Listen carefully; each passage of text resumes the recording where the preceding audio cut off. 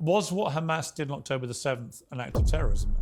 Welcome back to Zees Political Couch, everybody. Today we're continuing on with part 2 and we're diving into a pure debate from Piers Morgan, Uncensored, where Piers faces off with none other than Lowkey. This isn't your average back and forth. Lowkey comes in hot, calling out Israel's double standards, Zionist policies, and the genocide allegations tied to its actions in Gaza. Meanwhile, Piers, he's scrambling to defend Israel while questioning claims that some outright denial. Spoiler alert, Piers is way out of his depth here. Buckle up, because Lowkey is about to take this debate to a whole new level. I would say that the killing by the Israeli Air Force of Israeli citizens was an act of terror. I would say that Palestinians who have lived in camps for several generations, they're not in our shoes. They're not living the kind of lives that we live in the places But we haven't that answered we my live. question. But I'm answering your question. To a Palestinian who has suffered their entire life under the boot of Israeli occupation, what you view as justified will not be what they view as justified. No, I asked you what you think. The very same way, Asked you what you think. very same way that you denounce figures and define them depending to these particular legislatory definitions. Throughout history, the very same people. I understand. You compared yourself to Nelson Mandela. I understand. The ANC were absolutely treated in exactly the British same government way. called The them terrorists. FLN I were know. treated in exactly the same I way. know. The But Vietnamese you're were missing treated my in point. exactly You're missing the my same point. way. Okay. I'm speaking directly to your point. You're not, though. In fact, You're not answering my question. William Cuffey of the Chartists, these were people that mobilized for hundreds of years I know to my get history the like right you do. to vote, to get the right to vote, that didn't own property and were not landed gentry in this I country. hear you. Do you know what happened to them? They were imprisoned as terrorists. Okay. They were massacred at the I know the same at Manchester. I know the same history you do. But I simply asked you, given that you categorize what Israel did to Hezbollah with the pages, whether you said it was an act of terror, whether you think what Hamas did to Israelis on October 7th was an act of terror.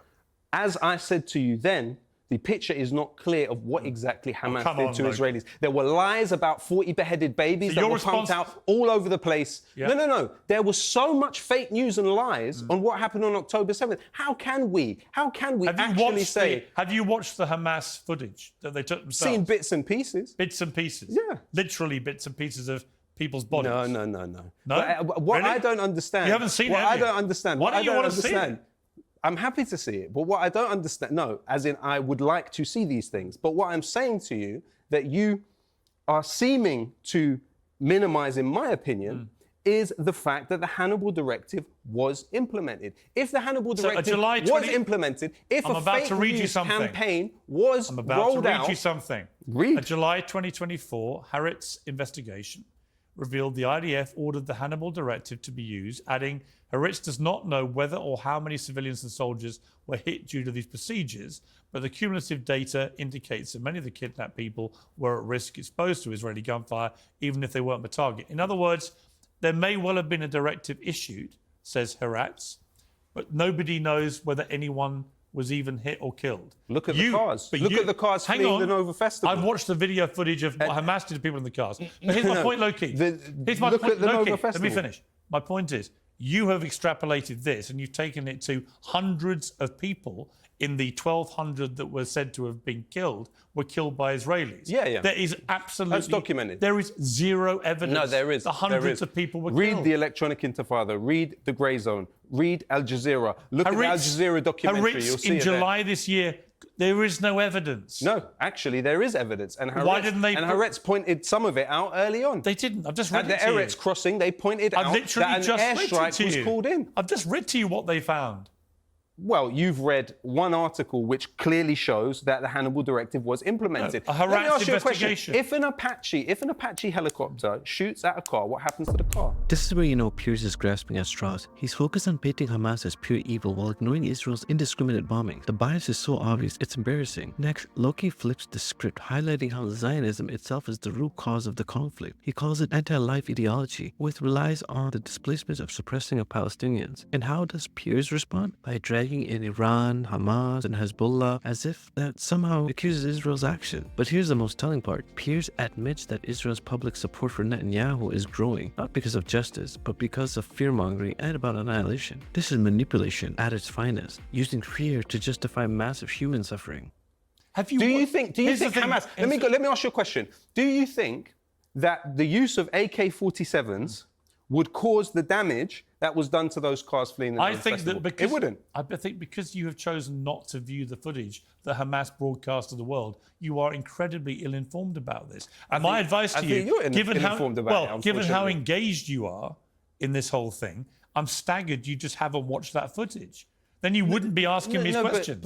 But to the wider issue of what we're talking about, this is far, far bigger than one day. Yeah, but I'm only asking you. It's almost become a religion. October 7th. Understand. Let's be clear. But I only It's asked you become one comparison. something- You view what Israel did to Hezbollah, who've been firing rockets at them all year, displacing 70,000 people in northern Israel. You view what they did with those pages as an act of terrorism. I simply said to you, do you think what Hamas did on October 7th is an act of terrorism? And you've been really struggling to give a straight answer. Let me ask You're trying to distract me by saying Hannibal Directive, let me ask you a hundreds question. were killed. Let me ask you a question.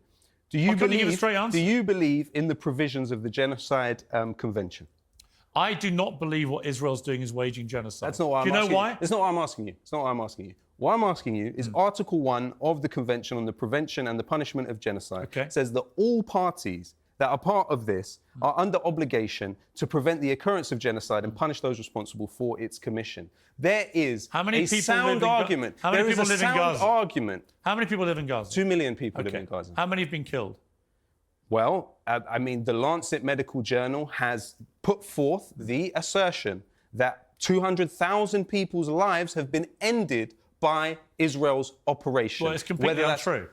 But that's the Lancet Medical Journal. not. So the Lancet Medical Journal is a more trustworthy source than you. The Palestinians are saying 42,000 as of today. The Palestinian Hamas-run. No, but that's Palestinian not how Health genocide Authority works. But that's not how genocide works, Piers. no. But you know that's not how genocide works. No, I'm about to tell you. But you know that's not how genocide works. So you don't believe the Palestinian Health Authority numbers? No, I believe them. But what I'm saying You think to you, 5 times as many people have been killed? I've literally just quoted to you what the Lancet Medical Association has said, and I've also quoted to you what they have said. You know why it there. matters, But right? that's also not how You know genocide why it matters? works. That's not how genocide I works. share a lot of your misgivings about the scale and proportionate response of what's been going on in Gaza, and I've said that repeatedly. But I don't think it constitutes a genocide because Israel has the power, should it want to kill all 2 million. But this is Well, not let me the finish. argument. Let me That's not finish. what constitutes Let me genocide, finish. though. They have the power to eradicate every single Palestinian. Was genocide committed on the Aboriginal people of Australia? Well, I'm not going to go over the whole They history of still genocide. exist, so therefore your argument is that they were not subject to genocide following the but do arrival you- of Captain Cook. But do you accept that what Hamas and Hezbollah, when they say they want destruction of Israel, that is the purest personification of genocide? I have clearly accept shown that? you that the Likud Charter states within it that the Palestinians will have no sovereignty. Why do you never answer any between questions about the other river side, though, Lowkey? and the sea? I asked both. Because there's I a asked both causal sides connection tough between questions. what has happened. But you distract on everything I say You're talking, back to Israel. to me. You're talking to me about organisations that were formed to fight the Israeli occupation.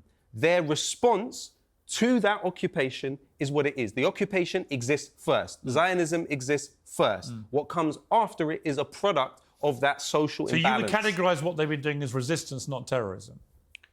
They are resistance groups, as the vast majority of the humanity is represented by governments that define them as resistance factions, including the government of Switzerland. What's more neutral than the government of Switzerland? It doesn't prescribe these organisations. For the record. So to be clear, you think they're resistance, not terrorists?